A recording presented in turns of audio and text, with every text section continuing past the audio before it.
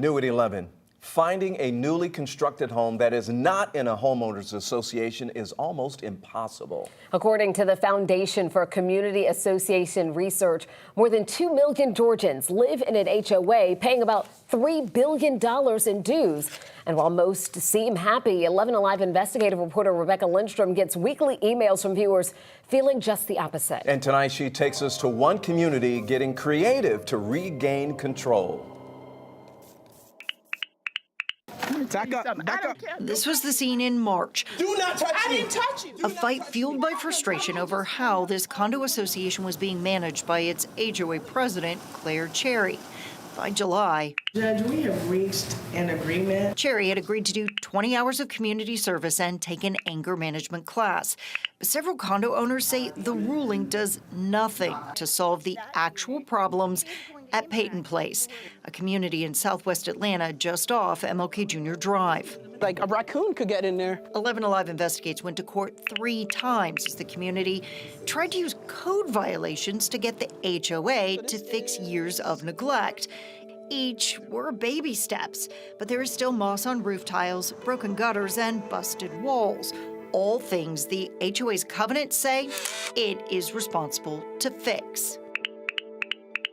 I'm Rebecca Lindstrom with 11 Alive. I feel that the social media push, the coverage through 11 Alive has put pressure on the situation, but obviously it's a super slow process. You know, there are 47 units. Ms. Cherry is the HOA president. Her responsibility to even address code violations Is your roof leaking?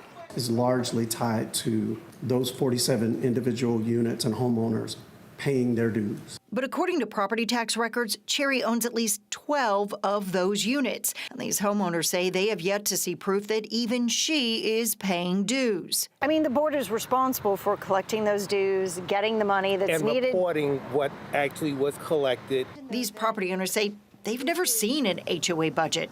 That is why several homeowners have gone a step further, filing a lawsuit demanding the current board step down. Right now, I believe our legal bill is $20,000. There is growing interest, though, to find solutions to help homeowners. A new state legislative study committee will kick off this fall. I hope to expose a lot of real abuses. City of South Fulton Councilmember Linda Pritchett says she's trying to create her own study committee. She says local government can help educate people on what an HOA can and cannot do.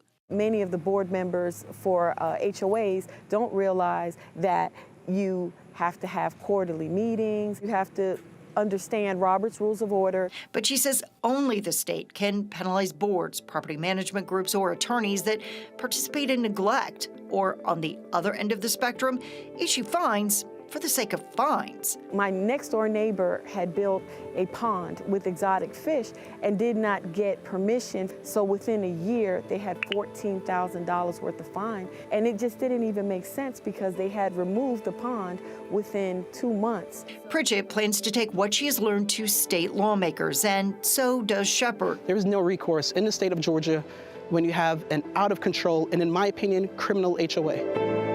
In southwest Atlanta, Rebecca Lindstrom, 11 Alive Investigates. So lawmakers on every level tell the 11 Alive Investigates they had no idea that this was actually a problem. So as much as you've heard it, it is worth repeating. Let your lawmakers, local and state, know about what you are experiencing.